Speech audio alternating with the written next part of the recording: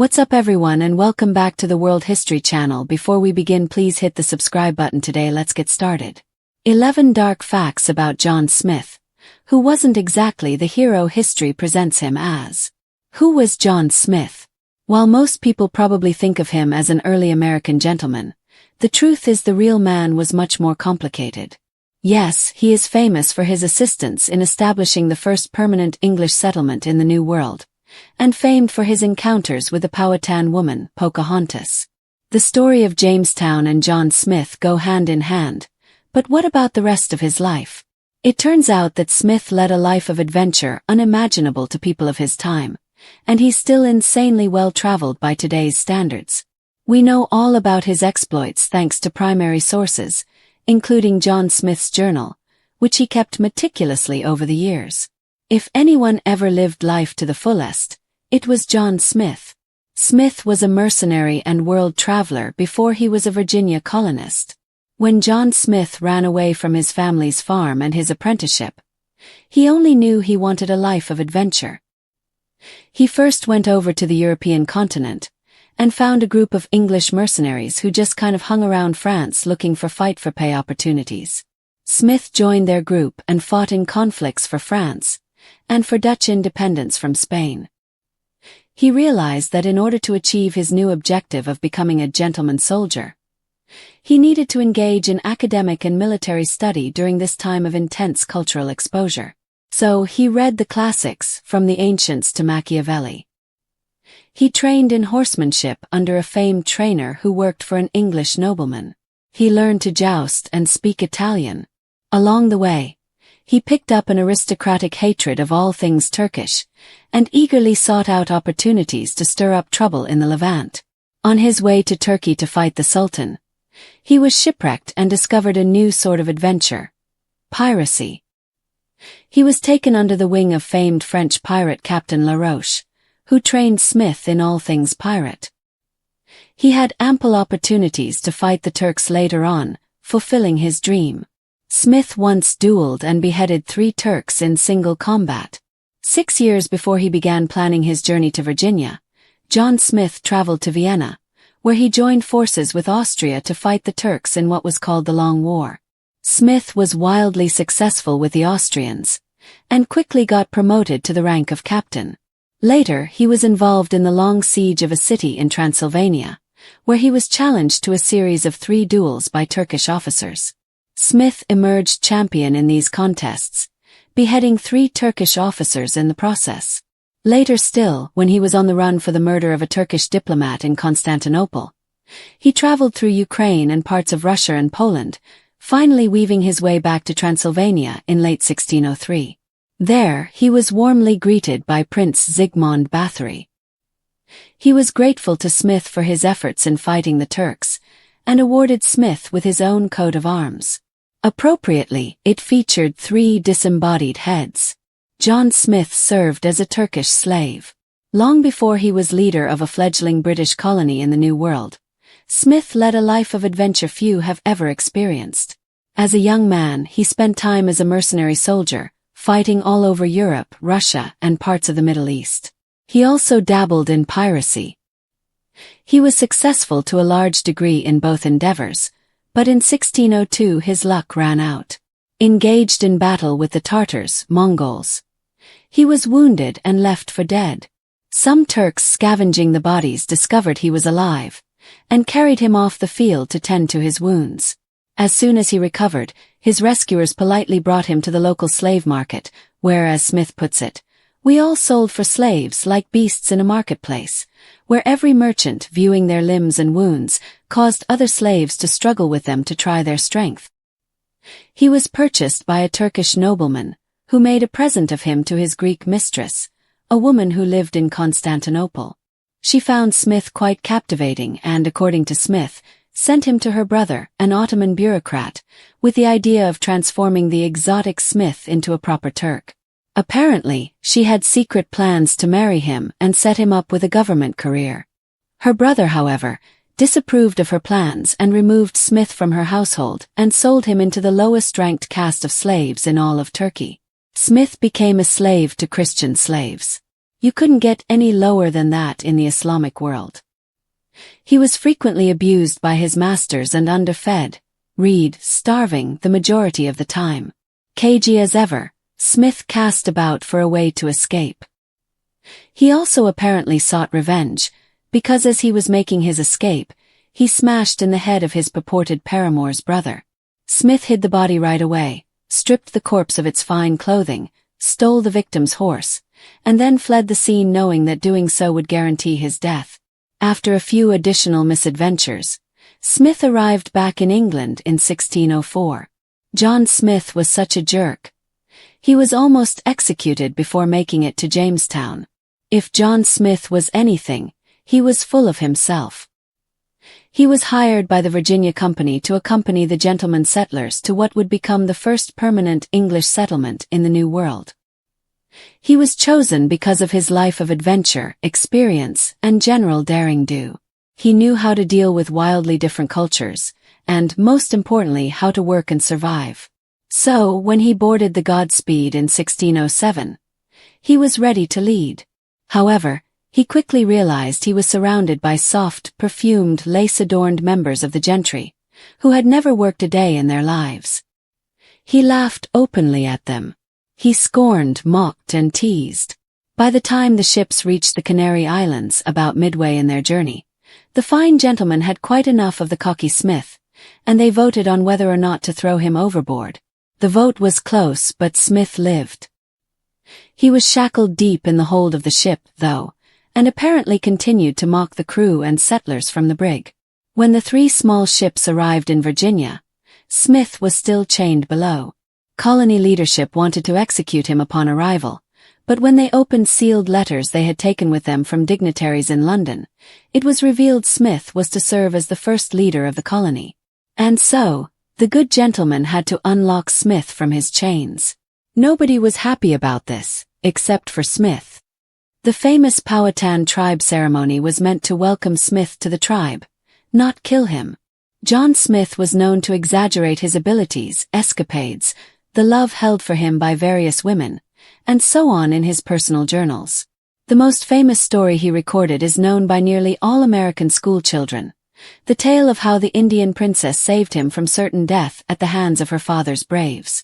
As is usually the case, the true story is more complex. The Powhatans wanted to find ways to get along with the newcomers, but violent skirmishes between the two peoples occurred almost immediately. Smith was sometimes able to smooth over the disagreements, and Pocahontas herself served as an important go-between, calming concerns on both sides.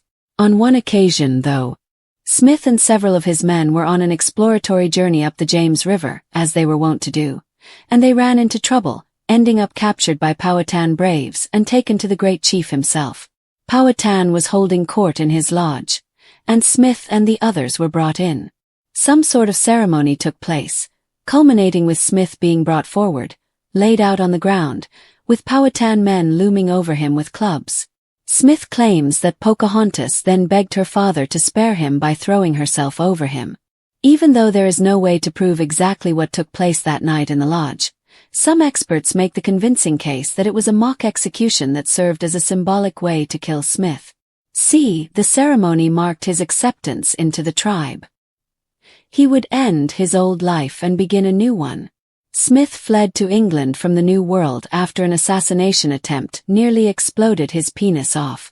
The Jamestown colonists' relationship with the Powhatans had significantly deteriorated by the beginning of the autumn of 1609. To make matters worse, most of the colonists continued to despise John Smith. Some of them had written to the Virginia Company pleading for Smith to be replaced by new leaders who were more proper. Smith, though rude, was a smart man. He proceeded with caution when he realized what was written on the wall. However, his luck ran out on one of his numerous trips up the tidal Virginia rivers. He and a group of colonists were camped out one night in the wilderness. For whatever insane reason, a bag of gunpowder was next to Smith as he slept, and somehow the bag exploded. Smith's right arm was severely injured, and tore a large chunk of flesh from his thigh, nearly castrating him. He leapt from his camp bed and jumped into the river. The pain was unbearable, and Smith began slipping into shock. He very nearly drowned before he was able to drag himself from the river. He immediately returned to Jamestown and set sail for England, ostensibly for medical treatment. He never returned to Virginia. The entire incident is suspect. What would have set off a bag of gunpowder on a wet, humid Virginia night? Why was Smith sleeping with a bag of gunpowder in the first place? What was the point of returning to England for medical treatment? It's not like they had a high-tech burn ward there. Even if they had, the journey back would take a minimum of 6 weeks. Some scholars argue the incident was a clear case of attempted murder, and that Smith fled because he knew if he stayed he would soon be dead in another accident. John Smith looked nothing like the Disney version. After learning about the great and adventurous life of John Smith, do you still have his Disney image in mind? If so, abandon it. Smith was no handsome, tall, muscular Nordic god. He was short, around 5 feet 4 inches, with unkempt red curls and a wild beard. He was on the scrawny side, and not considered terribly handsome. Perhaps he was exotic to his lady friend in Constantinople, or even to the young Princess Pocahontas, but back home he wasn't turning many heads. Smith's first order: those who won't work don't eat. Before the colonial gentlemen could overcome their dismay at having John Smith as their leader, they had new complaints. Smith knew from the beginning of the voyage that most of the men accompanying him not only would be unwilling to perform the staggeringly hard work of building a colony, they also had neither the physical strength nor ability to do so. Some of the men thought they would find nuggets of gold in the bushes and forests of Virginia, or perhaps in a stream or under a rock, much as a modern child might hunt for Easter eggs. The handful of arrivals who were trained workmen immediately set about their duties and began building James Fort, and the first simple houses that would shield the colonists from the elements. The gentlemen among them were either disinterested or did not know how to help.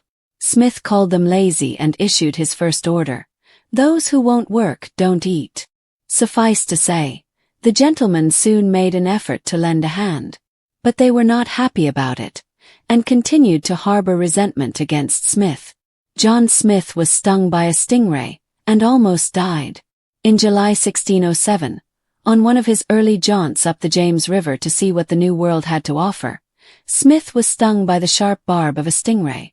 The pain was intense, and his companions thought he would surely die.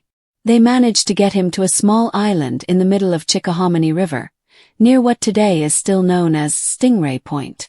Reportedly, a native medicine man provided a cure, though the sting from a ray is not known to be deadly, generally speaking. Smith, self-important as ever, made sure to leave marks of his tragic stinging and stunning recovery on the map of Virginia. In addition to Stingray Point, Smith's incident also inspired the hilariously named Anti-Poison Creek. John Smith had an intense confrontation with Pocahontas on her only visit to England. Despite Disney's efforts, no one should be convinced of a romantic relationship between John Smith and Pocahontas, daughter of the great Powhatan chief. Even Smith, in his heavily padded diaries and boastful memoirs, never made such claimed an amorous connection with Pocahontas. The true story is pretty complex, mainly because there is no solid evidence in either direction. However, there is one intriguing bit that suggests Smith and Pocahontas, at the very least, held a close friendship. Smith left Virginia at one point, under stressful circumstances and also quite suddenly. In point of fact, he ran out of time to say his goodbyes to anyone. He never returned to the colony. Some years later, Pocahontas, now a grown woman married to an Englishman and styling herself as Mrs. Rebecca Rolfe, journeyed to England with her husband and 3-year-old child. She was a hit with everyone she encountered, presented to the king and queen, and provided with a stylish Jacobean wardrobe. In London, she was treated like a princess. At some point during her visit, she asked to meet with John Smith, and it was arranged. She waited for him in a drawing room, and when he entered her back was turned to him. He was obviously nervous, and bowed and scraped before her in silence. She remained with her back to him before suddenly turning around and hurling rage at him.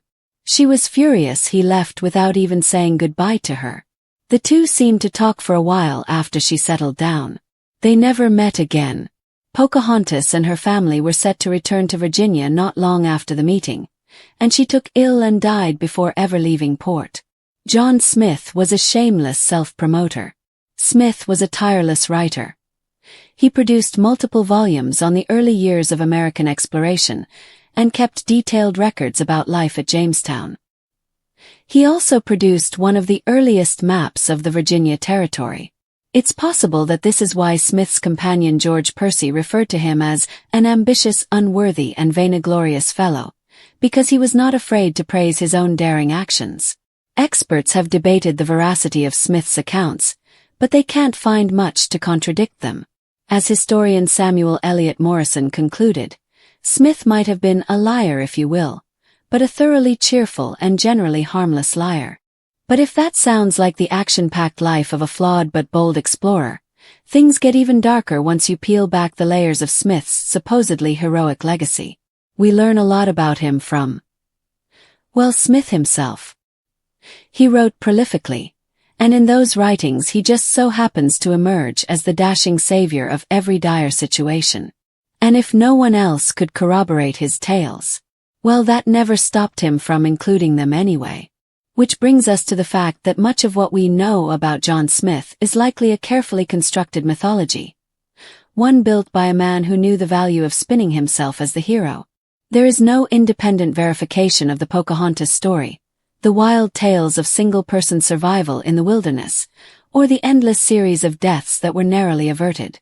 And the story of Pocahontas saving his life is particularly suspicious, given that Smith never mentioned it until years after it supposedly happened, and even then only after Pocahontas had died and couldn't dispute it. In earlier writings from the time he actually met her, there's zero mention of the dramatic rescue. Zero.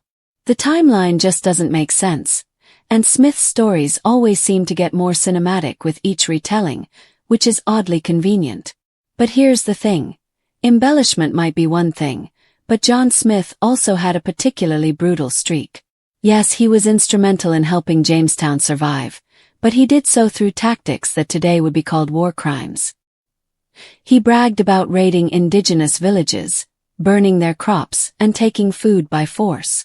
In his own words, Smith wrote that he would force native people to hand over supplies by threatening to burn their homes or attack their women and children. He claimed it was necessary to keep the colony alive, and to some extent he was right. The English were on the brink of starvation. However, even with that justification, his methods were still cruel, even by the standards of the time. These raids weren't just pragmatic, they were acts of dominance. And Smith cherished that position of power. In one of his letters, he boasts about taking native leaders hostage just to show them who was master. He frequently tested the limits of indigenous diplomacy, making it nearly impossible to achieve peace in the future. His actions laid the groundwork for years of violent conflict between native tribes and colonists that would erupt again and again for centuries. John Smith didn't just survive in Virginia. He made sure to crush anything that stood in his way, including human beings. Speaking of how he treated others, John Smith didn't exactly play well with fellow Europeans either. Despite being an experienced leader and one of the few people in Jamestown with real survival skills, he was ousted from power more than once. The Virginia Company's records and the complaints of other settlers paint a picture of a man whose leadership was more dictatorial than democratic. He was abrasive, insulting, and often made unilateral decisions without consulting others. His fellow settlers attempted to have him arrested, deposed, or even killed on multiple occasions. He had a lot of enemies, and eventually, his bosses in London sent other people to take his place. And when he finally left Virginia, not by choice, but because of a mysterious gunpowder explosion that may or may not have been an assassination attempt, no one seemed all that sad to see him go. In fact, some of the colonists were reportedly relieved. Even in the New World, where everyone's lives depended on cooperation and resourcefulness, John Smith was simply too difficult to get along with. However, one of the most troubling facts of all is that John Smith's colonial ambitions extended beyond Jamestown. After returning to England, He spent years lobbying for more expeditions to the New World. Not because he wanted to learn about indigenous people or build bridges between civilizations, but because he saw America as a land to be conquered and exploited. He wanted to establish a sprawling network of English colonies all along the American coast. He even gave New England its name, and drew maps that grossly oversimplified native cultures, labeling entire regions as savage or uncivilized. These maps helped justify the idea that the land was free for the taking, that if no Englishman had claimed it, then it didn't truly belong to anyone. This vision laid the ideological groundwork for manifest destiny and centuries of expansionism, displacement, and genocide. John Smith's legacy wasn't just personal. It became institutional. He helped shape the very way colonists thought about the Americas, not as places full of vibrant, complex cultures, but as blank slates for English ambition. And while Smith clearly saw himself as a hero, there's something profoundly dark about the way he mythologized indigenous people, especially women. Pocahontas wasn't the only native woman in Smith's stories. He claimed that he was constantly being rescued, adored, or fawned over by beautiful indigenous women who just couldn't help but love him. It's a pattern, and one that reflects both fantasy and propaganda. These tales weren't written to be honest ethnographies. They were designed to make English colonization look noble, attractive, and destined. By portraying indigenous women as enamored with English men, Smith was essentially saying, "Even the savages want us here." It was a toxic narrative, and it endured. For centuries, American culture repeated this trope: the noble savage, the Indian princess who falls for the white man. A myth that erases the violence, resistance, and loss at the heart of colonization. And that's not even the end of it. Smith's actions and writings also reveal a profound disregard for truth when it didn't suit his purposes. After his time in Virginia, Smith published several books about his adventures, and each one was more grandiose than the last. In fact, he seemed to have no problem changing details from earlier stories to make himself look even more heroic. Scholars today have pointed out that some of his tales border on the impossible. For instance, his account of dueling and beheading 3 Turks, while dramatically compelling, is probably exaggerated or entirely invented. And remember that slave story. Smith claimed a Greek woman fell madly in love with him and plotted to turn him into a Turkish bureaucrat. That reads more like a Renaissance romance novel than a plausible historical event. He also claimed he escaped slavery by murdering his captor, stealing his clothes and horse, and galloping hundreds of miles across hostile territory. It's not that parts of it couldn't be true. It's that Smith always seemed to tell stories where he alone triumphs against insurmountable odds, gets the girl, wins the fight, and never needs help. It's historical fan fiction, written by the protagonist himself.